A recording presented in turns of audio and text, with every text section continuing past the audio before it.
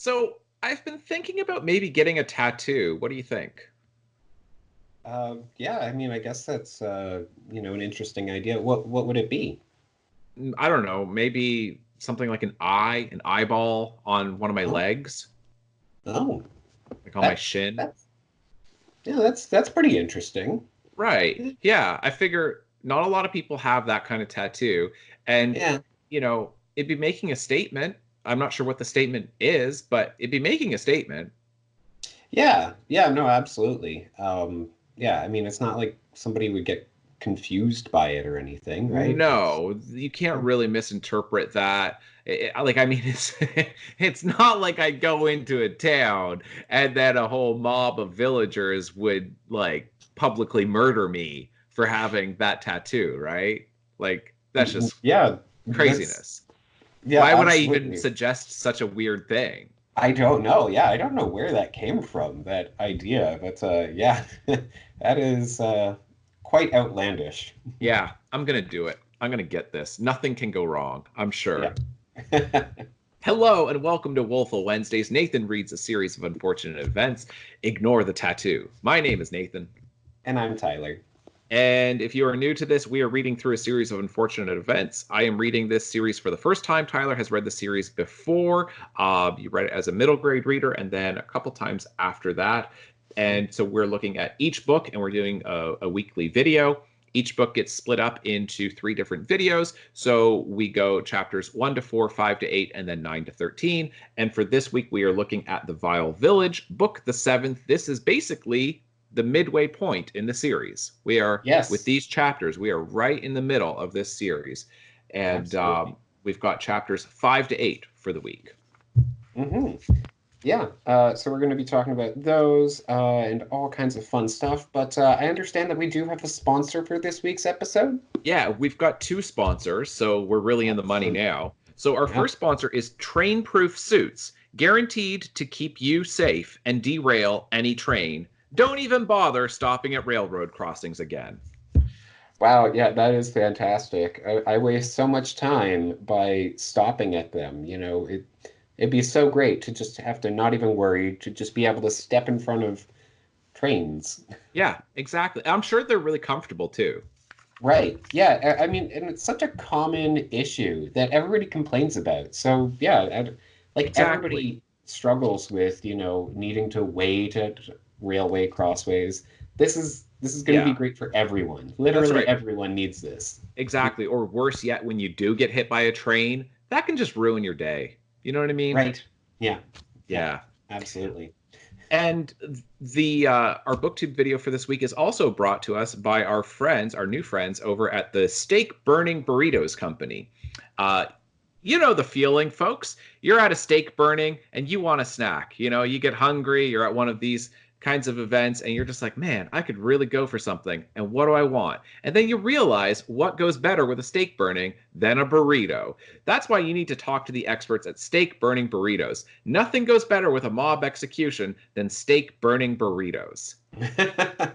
Yes, I understand that the main flavor that they've got, or the main ingredients that they've got, is the steak-based steak burning burrito. Is that Right. correct? Yes, that is. That is. Why not make your food choice based off of a pun? Yes. Oh People dear. love choosing food like that. They really do. It's quite an assumption on their part in the ad copy that we all know the feeling of being at a steak burning, at a mob I mean, but execution. who doesn't, really? Exactly. That's the thing, you know. All right, folks. I hope you enjoy. Ignore the tattoo! Nathan unfortunately reads a series of unfortunate events at an unfortunate age, which in this case is being used to indicate that he is entirely too old to be reading this for the first time.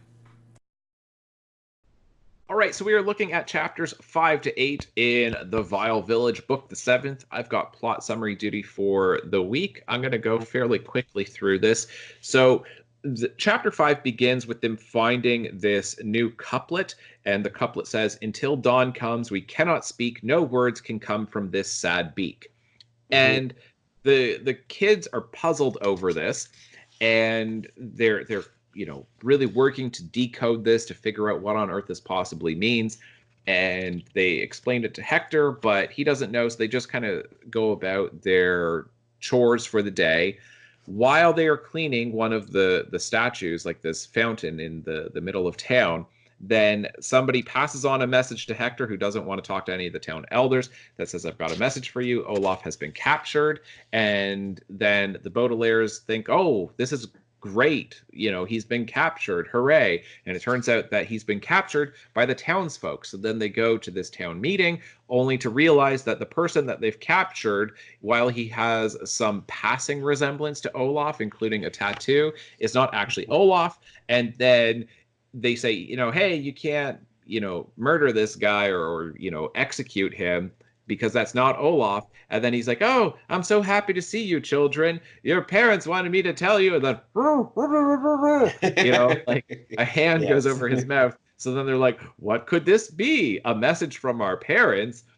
Mm-hmm. And what they then do is they've now got multiple things going on here. So ultimately, they want to have an escape plan to get out of this town, the VFD town.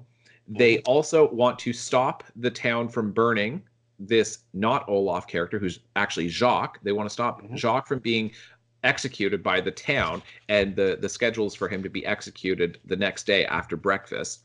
And then the third thing is they want to figure out where the Quagmires are. So the Baudelaires each use their own particular skill set to try to solve these three separate issues. So Violet goes and works on the hot air balloon machine that will never, like, just the perpetual hot air balloon motion machine. Self-sustaining hot air mobile home. Mobile home. It's a mobile home. I forgot a mobile. So she's working on that, and then Klaus is researching in the books that, like, the library, the band library, I guess, that Hector has, trying to figure out what's going on with the couplets, right? Isn't that what he ends up doing in this? He's looking into the laws to see. Sorry. Yes, looking into the laws to try to figure out how to stop the execution. I apologize. Or so rules, rather. They're not necessarily laws. Rules to stop the execution from happening. And then Sonny is low to the ground and is happy biting things. So they're like, there's a bunch of sticks. Why don't you go hang out by the Nevermore tree, and in that exact spot where these couplets keep showing up, and see if you can find the Quagmires or see where these couplets are coming from. So she does that. She spends the night there. Ultimately, Klaus figures out that, like, mob psychology. And what you do is you just start shouting something randomly into a mob, and then people will all start to agree with this. So if they just shout, he's an innocent man, free him! Oh, we can't kill this person! He's not Olaf! Then everybody will start agreeing if they just put themselves far enough away in the crowd. And so they get there the next morning, and they figure they're going to stop it, except before the stake burning has even started, he's already been executed. So I guess it's not a live stake burning in this community. Yeah, it's a little unclear as to how exactly he died. It doesn't seem to be. I don't know. It doesn't seem like they actually did burn him at the stake. Doesn't seem like it to me. Yeah. So, yeah, I'm not sure. I don't think that we get much insight in these chapters, at least, as to how he was killed. But just that, he's dead on arrival, as they say. Right. Well, because it says Jacques was lying on the ground with his eyes closed, and two members of the Council of Elders were pulling a white sheet over him as if they were tucking him in for a nap. And then explains that he's dead. Well, I mean, I guess it doesn't say that he's dead. It says, but as dearly as I wish I could write that it was so, he was not sleeping. The Baudelaires had reached the uptown jail before the citizens of VFD could burn him at the stake, but they still had not arrived in the nick of time. Yeah. So if he was burned at the stake, he wouldn't look like he was sleeping, and there wouldn't be that kind of a the body would not necessarily be intact like that. Yeah, yeah, and the Baudelaire, like it does say that the Baudelaires reached there before the citizens of VFD could burn him at the stake. So he Okay, was not burned at the stake. right. But yeah, we'll have to wait until next week to figure out Yeah, what happens, what yeah. happened to him. I legit have no idea. Yeah, it is quite surprising there, and I just want to start off with that, where it's just like, oh, okay, you introduced this other character who looks like Count Olaf. That seems like it could be a really, interesting element for like the rest of the series almost. Yeah, But then, nope, he's dead. He's like, what? yeah. Introducing this interesting character who then knows their parents and has got a message for them from their parents. You're like, oh, hmm we haven't really heard anything to do with their parents, at least not in a while. So what's going on there? Yeah, And to then find out, oh, okay, it's he's dead. yeah, yep, absolutely. Very unusual to say the least. Yeah. All Um, right. So let's get into the chapters. yeah, Do you want to go first for chapter 5? sure. All right, so my first note is on page 90. And this is, yes, just the brief reference at the very bottom of the page. Violet handed Hector the second poem, and he read it and frowned. Curiouser and curiouser, he said, quoting one of the Baudelaire's favorite books, which is, of course, Alice in Wonderland. Yep. So I really like that reference. I'm a big fan of Lewis Carroll's Alice in Wonderland, as well as Through the Looking Glass and What Alice Found There. Yeah, so my next note is on page 106. This is still in the same chapter, right? Is it? No, that's Oh, okay. chapter Well, then that was 6. my only note for chapter 5. Okay. Yeah, so I'm glad that you brought up the Alice in Wonderland reference because, yeah, I've got that in my notes also. The other thing, and this is on page 89, this is them figuring out what on earth this couplet can mean, and then it carries over. Like, it covers the first several pages of this chapter. I mean, I guess really the entire chapter is trying to determine what those couple lines mean, right? Of until Yeah. dawn comes, we cannot speak. No words can come from this sad beak. And yeah, I guess I forgot that in the plot summary that they figured out that the Quagmires, they must be at the other end of town, right? Right. And that Yeah, they're using the crows to then deliver messages over to Nevermore Tree, but they're not in that part of town. So they're in the other part of town. I forget which one it is, if it's uptown or downtown. But Yeah, I believe they are uptown. okay. But yeah. And so at the top of 89, then this is Violet speaking. She says, it'll be difficult to find, Violet said, rereading the couplet. There are so many confusing things about this poem. Why does she say beak? Isadora has a nose and mouth, not a beak. Craw, Sunny said, which meant she probably means the beak of a VFD crow. You might be right, Violet agreed, but why does she say that no words can come from it? Of course no words can come from a beak. Birds can't talk.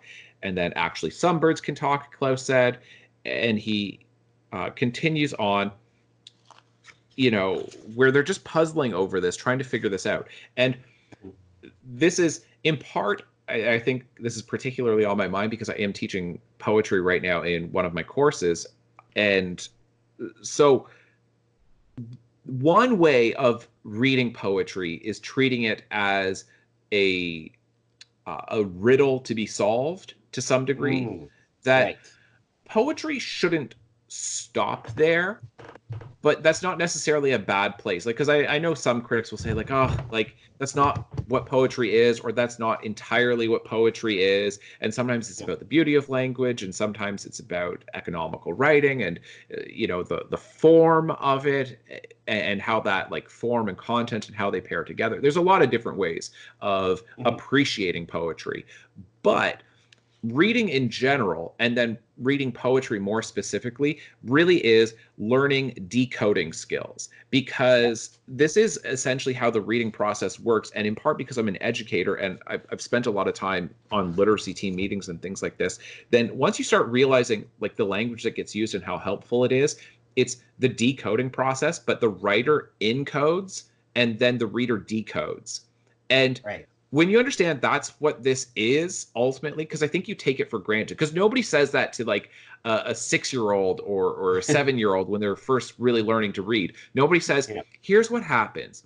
A writer encodes words into symbols on a page that appear as text. And those symbols are representative of sounds, which are representative of ideas, right? That this is an encoding process. And then what happens is the reader then decodes it, because you then get into like the deconstructionists from the 20th century who then would break it down into, you know, its constituent elements, and saying like, once you try to understand the meaning of a word, it all collapses in on itself, and all of this is postmodernist stuff, right? But the point here, the point is that we don't always think of it this way, but when you start thinking about the reading process, and specifically reading poetry as a decoding process, then it's helpful. Because you could say, you get frustrated and say, why didn't the poet just say that? Why didn't they just say exactly what they were thinking or meaning? Why do they use the word beak instead of mouth? Why would they say this instead of this? And it's, oh, because they want to show you that words can denote different meanings depending on the reader and context, and that you can get really creative usages of words and language itself depending on what you do with it and how you surround those words with other words, right? That's part of appreciating poetry.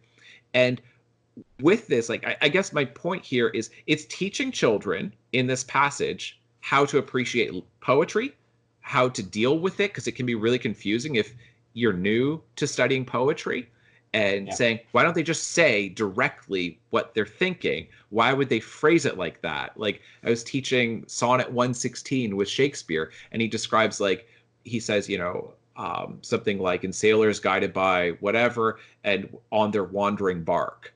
And then I'm like, wandering bark means ship.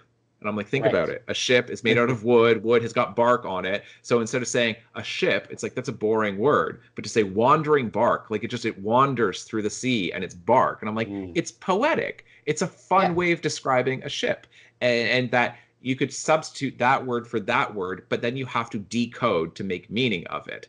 And so just like when you're using a computer, then we encode things that, you know, you type something, it gets encoded into, you know, binary text, which then gets decoded by a program on the other side. We do that with reading all the time. Like, we do that with actual writing. Is, as a writer, you encode it, a reader then decodes it, and that's the process. And poetry is just, it's a slightly harder code to decode.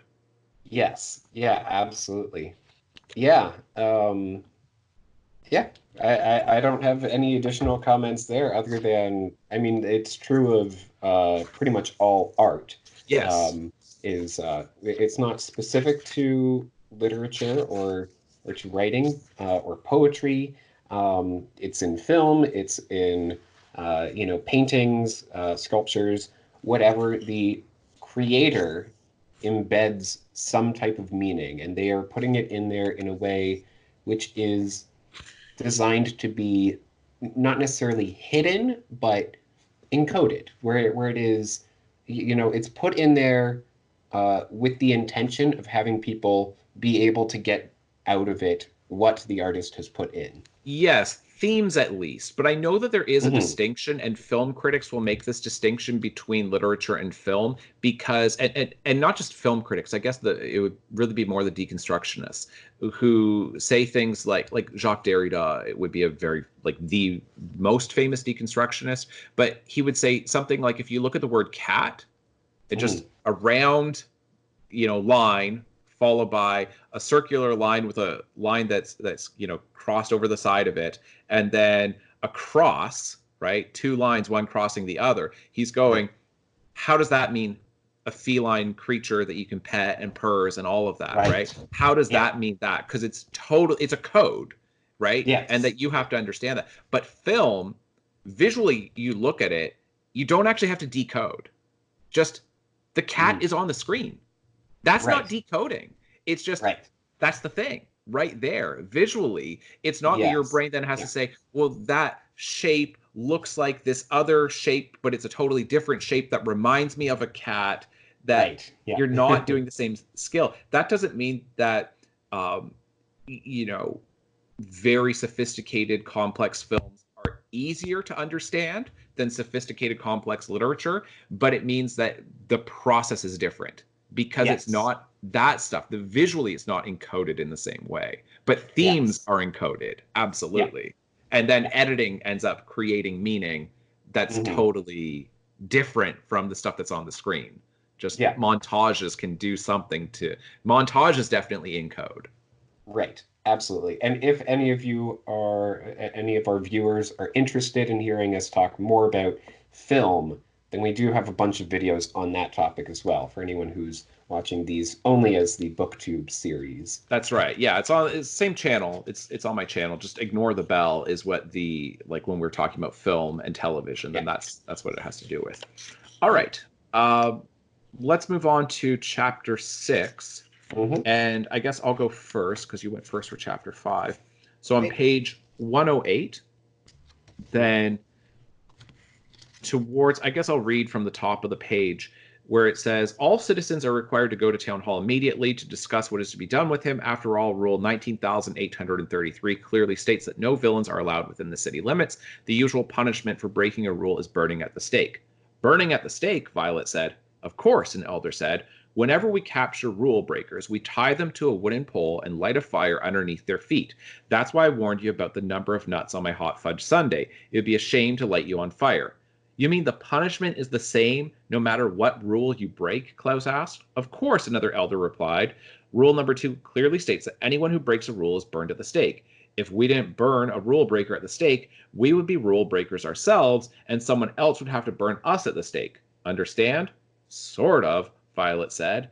So there's a whole lot going on here, like a lot, but the simplest way of me, I don't know, interpreting this is just that they have no sense of proportion. Right. Yeah, the punishment does not fit the crime. No, it's not a proportional punishment based off of what the crime is. It's just there's no sense of proportion whatsoever.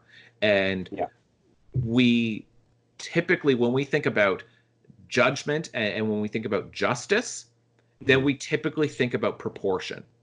Right. And that's not an easy thing to do, to determine that, because we don't punish people the way they committed a crime.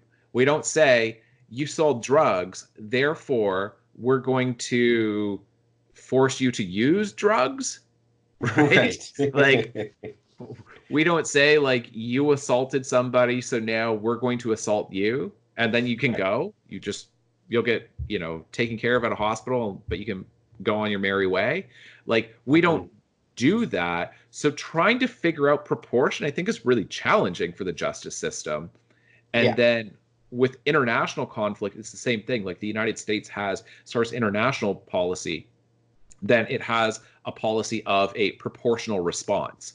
So effectively, like, if a country attacks the United States, but it's like they attack a military base and there are no fatalities, maybe there's a few casualties and some like equipment was destroyed, then it doesn't turn into, we are therefore going to raise your entire country to the ground. Like, we're going to just drop like 100 nuclear weapons and lay siege to your entire nation, and no one will live there for 1,000 years again. Like, that wouldn't be proportional.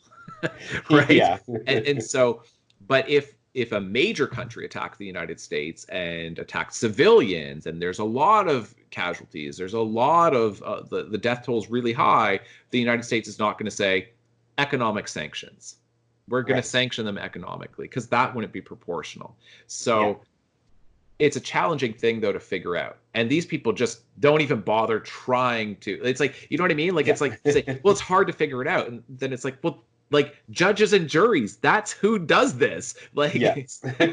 but it's not easy, but we have to at least do our very best. Yeah.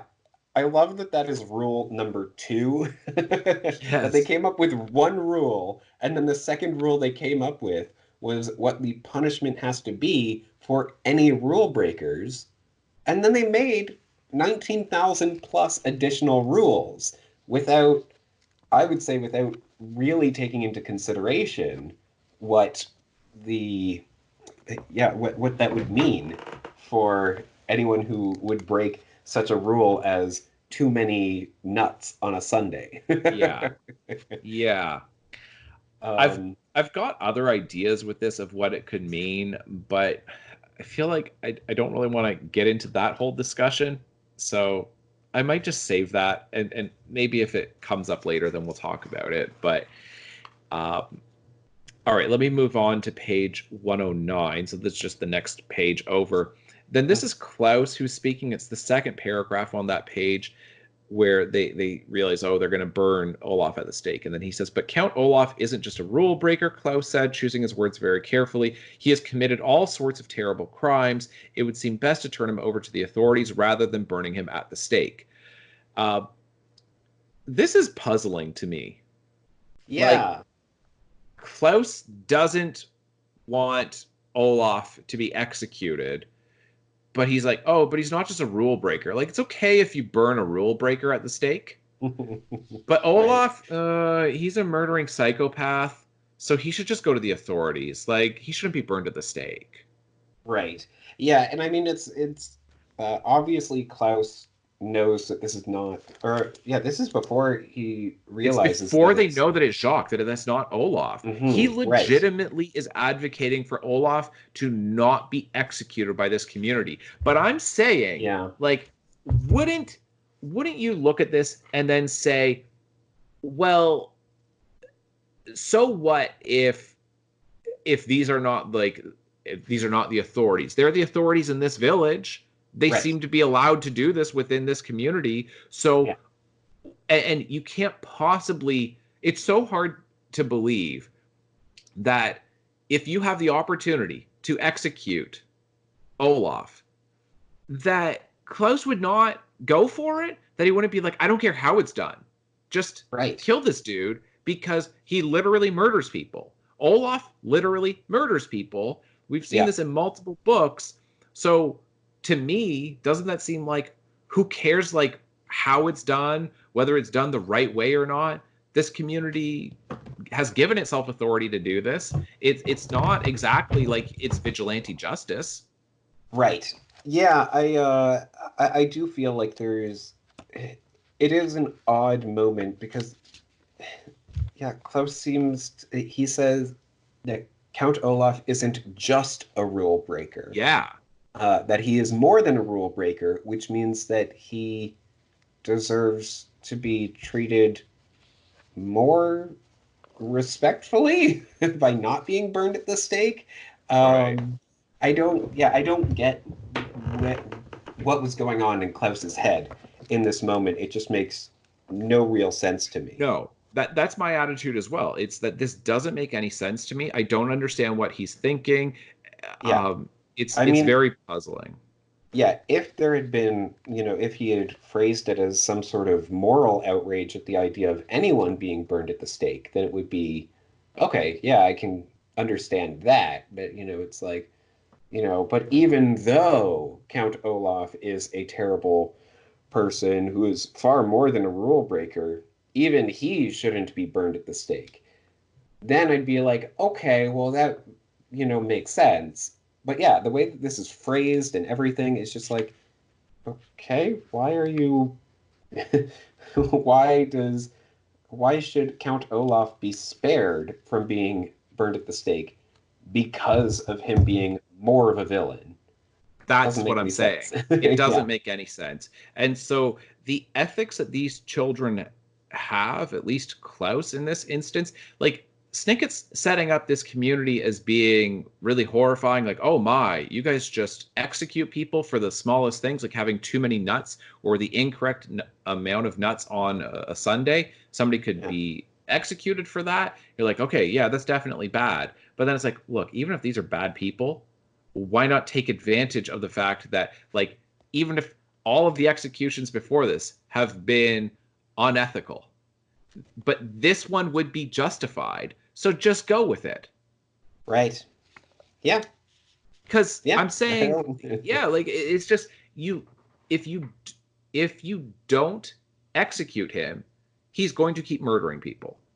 So it will save lives by doing this. And I'm not even really like much of an advocate for the death penalty, but but I'm saying he clearly, like, because it's not like he's imprisoned and Right.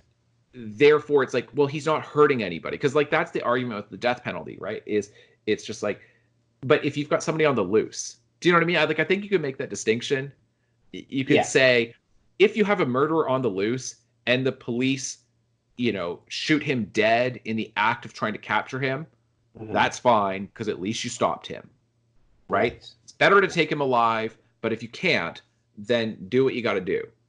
Yeah. Because otherwise people will keep getting murdered. If you say, well, we can't take him alive, so we just won't capture him at all, then it's like, then people will continue to die, and you need to stop that. But it's a whole other distinction if you say, no, somebody's already been captured, now do we execute?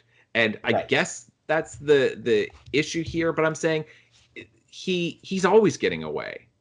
Right. Yep. Yep. No, absolutely. That's all that I have for that chapter. Okay.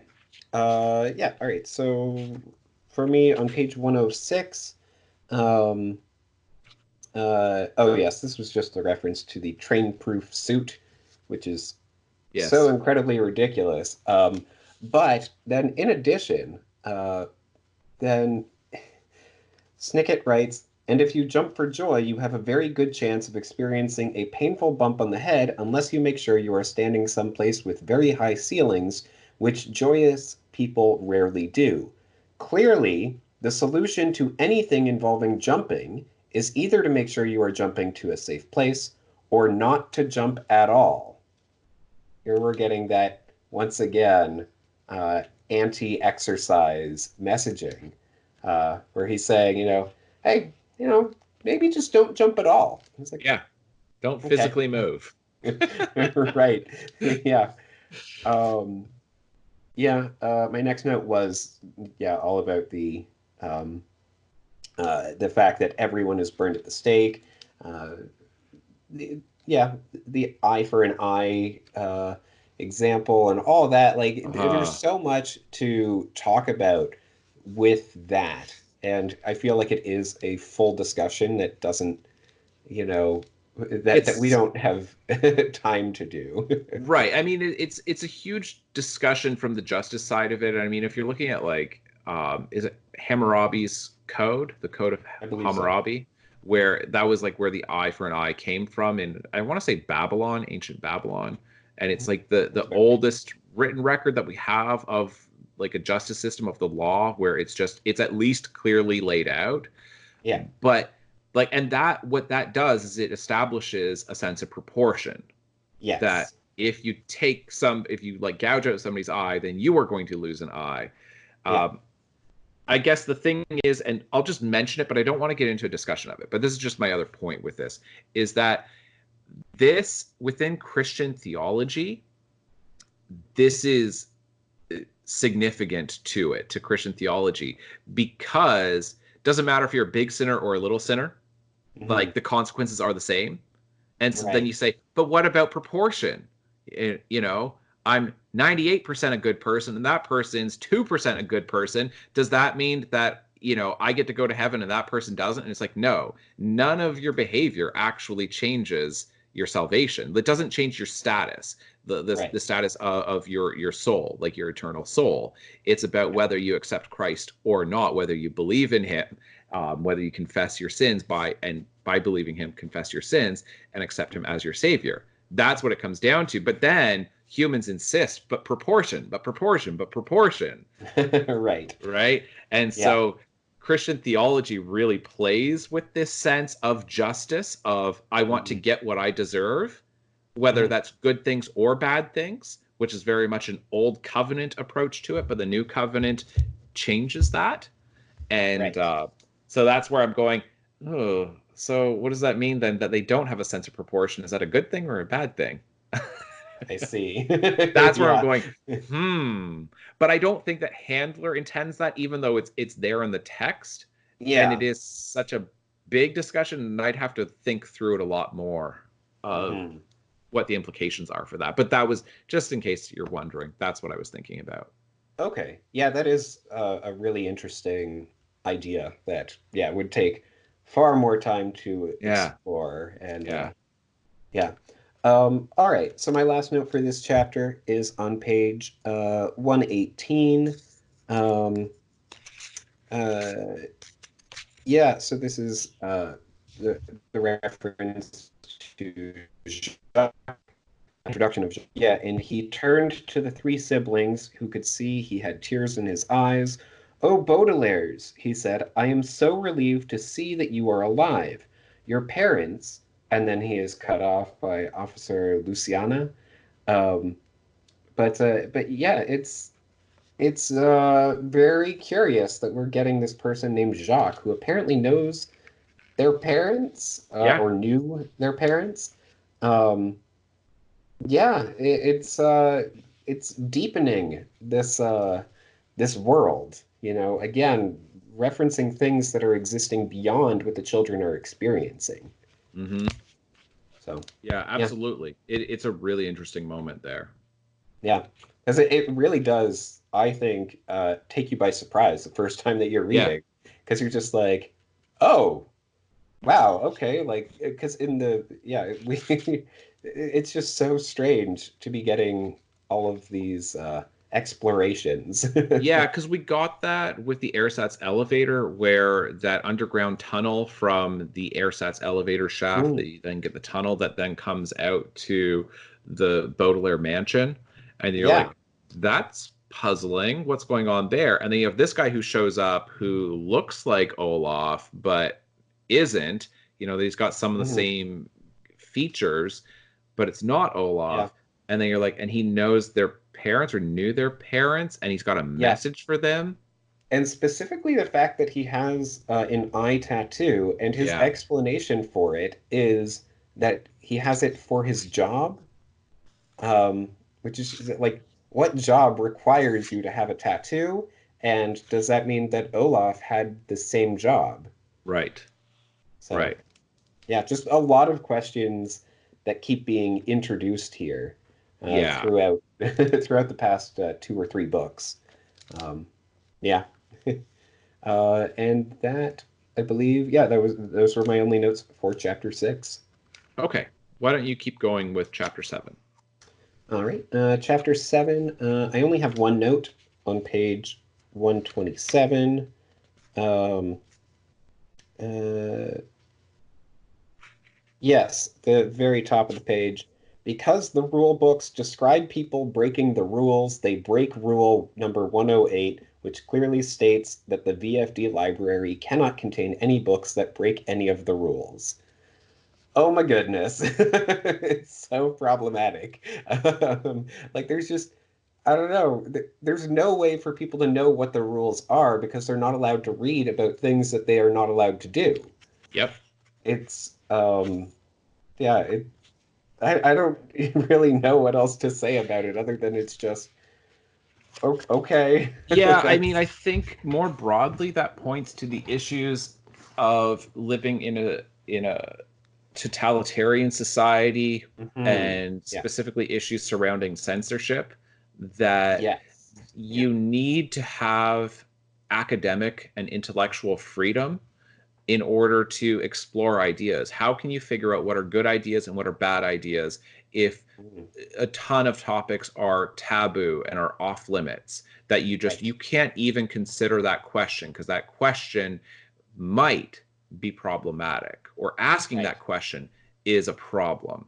So you Yeah. can't even go through it and explore what happens if you do that. I mean, that's why in the West, the issues of like, that's why the West historically has opposed censorship. You're getting now kind of like self-imposed censorship and groupthink of a lot of people saying like, we don't like that topic, so you shouldn't be writing on that topic or thinking about that topic and trying to shut down debate.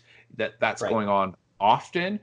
But, and I mean, this is the purpose behind tenure for any academic, any kind of professor, is to ensure that they have academic freedom, even if it's politically incorrect, whether it's local on campus and, you know, a dean doesn't like their research areas or where their research takes them, that they want to be able to have academic freedom, which includes intellectual freedom, that being free to think and explore ideas regardless of public sentiment, essentially. Right. That's an important trait and characteristic that we've had in the Western world for a very long time. And this seems to be showing its reductio ad absurdum of saying, this is what happens if you say, well, no, you can't have a book that discusses anything to do with criminality, because then that's going to give potential criminals ideas of how to commit crimes. And then it's like, so we can't even study criminology anymore then? We can't like study abnormal psychology because then other people might start learning about this stuff. Yeah, I mean, the show, you know, How to Get Away with Murder or whatever is a good example of that, where it's just like, should that show be on the air if it's teaching people literally how to get away with murder? And I don't know. I haven't watched the show, but it's just, I've watched a couple episodes. It's such an interesting idea that, you know, the potential that talking about something will encourage people to do said thing is absurd. It is absurd. And then ultimately when you follow it through, then you say, okay, so what's that going to mean? It'll mean this, and it'll mean this, and it'll mean this, until it gets to this point. Because I don't know where you draw the line then. How does it not end up like this community where there essentially is no library, there are no books, and there are no new inventions because it might cross into something that breaks a rule? So yeah, absolutely. Yeah, because it's again, going back to like How to Get Away with Murder, which is, as far as I understand it, is a fictional series. I think so. So you can say, okay, well, nothing fictional can be written on this topic. But then it's like, okay, so then documentaries are fine. Documentaries on people who, you know, have gotten away with murder. Is that okay? It's like, well, no, you probably shouldn't talk about that either, because then that's, again, giving the same kind of information. It's like, okay, well, then what are we able to do? And it is, this idea of then we're not going to talk about the fact that people have done bad things. Exactly. That's the thing, is we have to have that academic and intellectual freedom. And if you don't want to explore those ideas because you find them uncomfortable, then you individually should just not do it. But don't try to prevent somebody else from doing it because you're assuming what their intentions are. Or you're assuming what the end result might be for somebody else who then reads that stuff. It's just, you can't live in a free society and a perfectly safe society. You can't have both. Right. Absolutely. All right. So that was my only note for chapter 7. Okay. I think I've only got one note for chapter 7 as well. So this is at the very beginning of it. Then he's doing his funny little Snicket thing here of saying, like, you know, here are all of these unpleasant places to be. And then he's saying, you know, like in a river swarming with angry electric eels, or in a supermarket filled with vicious long distance runners. You know, he gives a few examples. And then he says, but one of the most unpleasant things that can happen is to find yourself in a quandary, which is where the Baudelaire orphans found themselves that night. Finding yourself in a quandary means that everything seems confusing and dangerous, and you don't know what in the world to do about it. And it's one of the worst unpleasantries that you can encounter. And then he explains, like, he goes on from there. And I'm like, I actually kind of like this because in many ways, if you are in a very difficult situation, if you are in a quandary, that can be tougher than being in a situation where you say, okay, this is a big problem, but I know how to solve it. It's just going to be very Right. uncomfortable. Yeah. But in some ways, it's much worse to say, this is a very big problem, and I don't even know what I can do to solve it. I feel Right. like anything I do to solve it might make it worse, and Oh, doing yeah. nothing might make it worse. So Yes. then you're just like, so do I do nothing? Do I do something? By doing nothing, I am doing something. And you're just in this awful position of, what do I do? And it can be Hmm. paralyzing. So I kind of liked that because he gives these examples of, that's a bad situation. That's a bad situation. It's like, yeah, those are legitimately bad situations, but at least you know what to do. Like if you Right. wake up and there's a fire in your house, you're like, well, this isn't really a quandary. You know what to do. Get Yeah. out. It Yeah. sucks. It's a bad situation, but at Yes. least you understand what to do. Get safe. Get out of the burning house. Yeah. Yeah. 100%. It's uh, it, talking about, what you read is as important as what you don't read. Yeah. Um, and yeah, just this idea of like, if you know what to read, then it's fine. If you are not sure what to read, then sometimes you can not read anything, and not reading is problematic. So Yeah. it's you should read something and you should do something, but you don't know what. And that is Right. a difficult place to be in. Um, but yes, I do agree. The whole discussion on the quandary, which does uh, come back throughout this chapter, is very good. Yeah. Yeah. All right. I'll go first with chapter 8. Hmm. So towards the bottom of 140 and getting into the top of page 141, then you've got this mob where, um, let's see, I'll just read from the bottom of 140. It says that Klaus is talking about this book that uses a lot of complicated words. He's talking about mob mentality here. And then he Hmm. says, all that sentence means is that if a few people scattered throughout the crowd begin to shout their opinions, soon the whole mob will agree with them. It happened in the council meeting yesterday. A few people said angry things, and soon the whole room was angry. Vous, Sonny said, which meant, yes, I remember. And Hmm. then it goes on. So this is true. And I know that like there's lots of interesting psychological research done on mobs and mob mentalities and like it's a real phenomenon that happens. Um, and people will do things in a crowd and especially in a mob, in a Yeah. riot, that they would never do if they were there independently on their own. Yeah. So it's a strange psychological phenomenon that happens in groups. Yeah. And so what I put here, and I like the explanation of a mob that you can kind of turn it in one direction or the other depending on a few leaders. And Hmm. it's just that, but so much of this just I'm like, this is Twitter, right? That like listen to this. Like if a few people scattered throughout the crowd begin to shout their opinions, soon the whole mob will agree with them. It happened in the council meeting yesterday. A few people said angry things, and soon the whole room was angry. Right. Um, and I've heard Twitter get described as there's a distinction between a regular mob. So a mob is a group of people who join together because they're all angry about a particular issue. But Hmm. Twitter is a mob in search of an outrage. Twitter is just it's a mob Yeah. of people all the time and they're just like kind of like, churning and going, what are we going to be angry about today? Who are we Right. going to destroy? And then that celebrity said, "What? Get him!" And everyone's, "Rah! I didn't even see the original video, but I think you're a terrible person." Absolutely. So, yeah, I just Yep. I liked that. The Um, other thing, I don't know if you have anything to add, then go for it, because then I'm going to move on. no, not really. Just yeah, it is a great description of mob mentality and the way that that does exist, and it is a curious thing that people will just rally behind the loudest voice, Yeah. essentially. Um, and yeah, and then just the other note here is, of course, Sunny saying "vu," which means yes, I remember.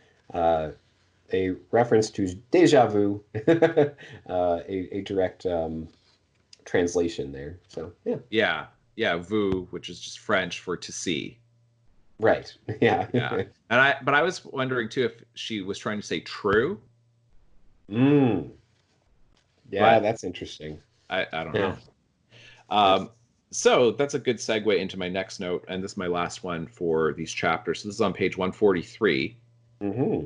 and it's Sunny towards the bottom of the page who shouts, Leucophris, where Klaus says the part about the beak is still the most confusing. Klaus said, Leucophris, Sunny said, which meant, I think I can explain that. The crows are delivering the couplets. So I had a little bit of time, so I did Google it. So Leucophris is a white-crowned sparrow, a particular Right. type of sparrow that's got this white crown with a little bit of black towards the top of its head.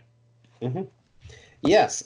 Yeah. So it's interesting because I did notice that, and I was like, well, it seems like that would be a great opportunity to put a reference to carrier pigeons, and instead, then Mm. he chooses this kind of sparrow. So then I was like, well, maybe there's a specific, I don't know, distinction of it, and maybe Lloydia is something, but Lloydia appears to be absolutely nothing, just gibberish. So That's what I'm saying is yeah, like, because you're right. Like, I didn't think about carrier pigeons, but that would have made sense yeah, that she then says uh, something like whatever, because you've got this great setup here of Sunny will just say things that sound like gibberish, but it's such a great opportunity every time she says anything to yeah, have an added meaning for a reader who either is going to catch that or they're going to then search it. They're going to, yeah, even like, 20 years ago, you still had Google. They're going to Google right. it. They're going to use a dictionary, an encyclopedia, whatever they want to do. They're going to ask a friend. They're going to Yep, figure out what that word means if they really want to research it. And then he yep. still seems like he just has so many missed opportunities. I don't know what a white-crowned sparrow has to do with crows, because you're right. If he gave the Latin word there for carrier pigeon, Hmm. that would have been fun. And instead, it's just Absolutely. like, okay, I looked it up. It didn't really help anything. Didn't make Yeah. this more enjoyable. Just got it. Agreed. It's a bird. Yeah. Um, all right. Did you have any other notes Nope. for chapter 8? All right. So I only have one other one, which is on page 136, just at the top of the page. Um, yeah, I'll just start right at the very top. Uh, Actually, sorry, I should start on the previous page, I suppose. This is a long sentence. By the time Klaus joined his sister outside the barn and Sunny crawled across the flat landscape to reach them, the birds had stopped circling and were flying together uptown, and the morning was so pretty and peaceful that as I describe it, I can almost forget that it was a very, very sad morning for me, a morning that I wish I could strike forever from the Snicket calendar. But I can't erase this day any more than I can write a happy ending to this book, for the simple reason that the story does not go that way. So it's interesting that he seems to be personally affected by this day in particular, striking it from the Snicket calendar. It seems very unusual that it's this day, that the events on this day happen to be so terrible. Do you know what I mean? Yeah, I mean, he's got to be. I'm thinking that he's related to Jacques, Mm, like, yeah.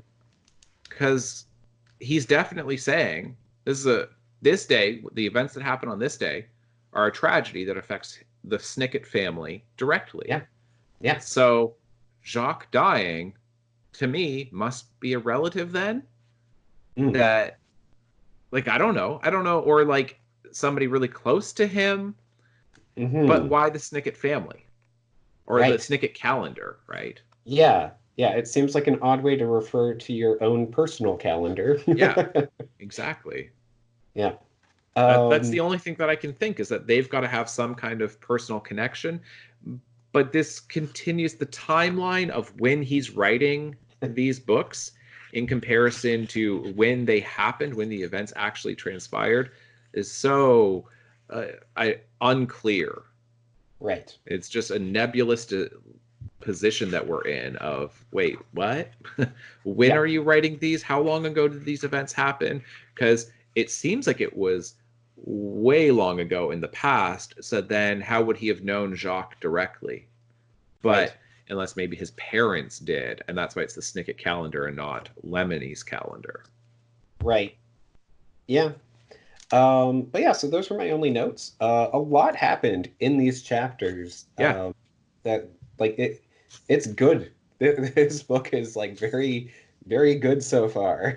I agree. I agree. I'm pleasantly surprised because the middle chapters in the last several books have been not great. Mhm. And these middle chapters are really good. They're really strong chapters, and you Yeah. have funny asides.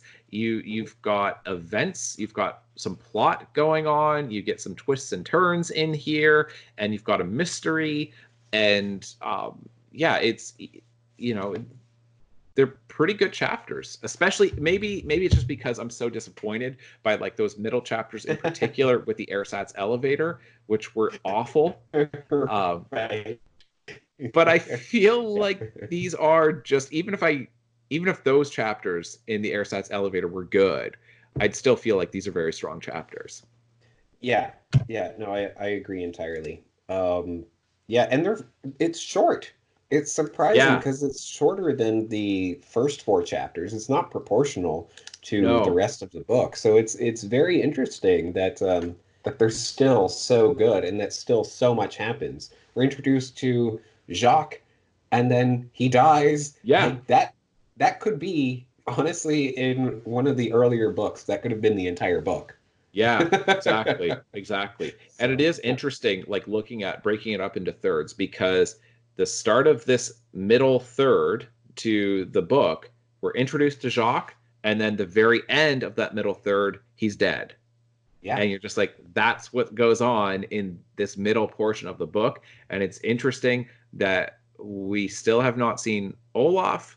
We still don't know where the Quagmires are. We've got some sense that they're passing on notes that they're maybe in this town. Yeah. uh, but as far as where this is going, who knows? Yes, and yeah, we had kind of mentioned this before, but that is, I think, where these books get really, really good. They started out, describing like what foreshadowing there would be. Oh, one of my lamps is about to Yeah. die again. Mm. Um, but yeah, so we get all sorts of that. Uh, information and it's yeah, I don't know, there's yeah. It's changing, because you are right that Yeah. initially, then he would essentially just tell us what the ending's going to be. He'd make it Yes. so Yeah. obvious, and now there's not even really hints of where it's Hmm. going. Yeah. Like, but it's weird because the AirSats elevator, it was very obvious where it was going. But if Right. you're looking at what is it, the one with the school, the Austere Yeah. Academy, Yeah. then there was no indication what on earth was going on. Right. Yeah, you had no So idea what Olaf's plan was or anything.